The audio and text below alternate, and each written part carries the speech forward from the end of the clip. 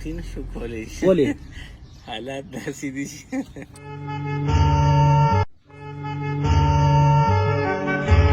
السلام علیکم تاسو څنګه حالات ښه دي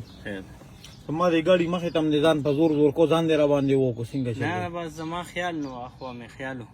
د کوم ځای یې د منګای مجي منګای حاجي ما پیژنې نه جي نه مې پیژنې موږ خو ګرځو به دې روژې کې ټوله روژې مونږ ګرځو چې د مخې را نه یم درغلی نه جي زه خو د دې یو میاشت نیمو شوه زه د آر کې څوکیدار وم مخکې بنګله کې تیاره شوه نو بیا پکې دا روژه راله هغې ورته کډه راوړه ها کاکا ما سره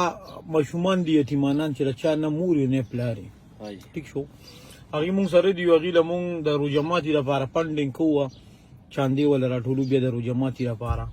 نو تا ته مو درې د مایکو څه وستې پکې کېږي هغې که څه مدد کولی شي صحیح ده بس به 300 روپو خرڅ مو کړی 10 روپۍ هم ډېرې چې څومره ستا وسي بس هغه خو په هغې کې دا خبره نشته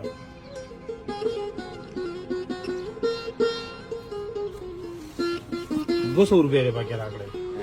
او ګټلې د څو وې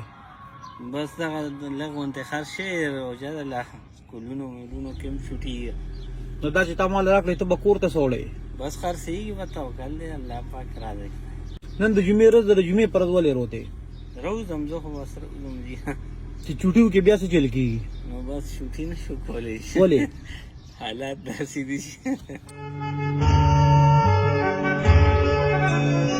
100 روپۍ ګټې دی کې دا خو ورځ کې نه ختمېږي 2 ورځو کې 1200-1300 روپۍ پکې بچي په 2 ورځو کې لکه د ورځې 600 روپۍ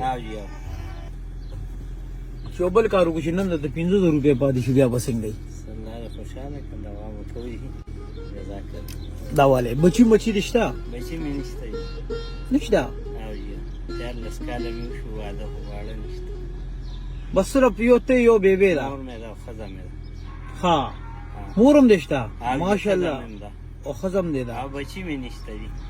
الله پاک ته لنه کامل بچی درګي او مورجان ته دې الله پاک ډیر عمر ورکا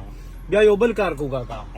دا څه کار کوه دغه 500 روپۍ هم ته ملو شوې دا 500 روپۍ نن درو جماعت شوې په دې باندې باته چې کوموي چې ما بیبي ژوندې را مورجانا استا کور والا ای بم ځان سره کینه کولې رو جماعت باندې کې زمونږ د سایه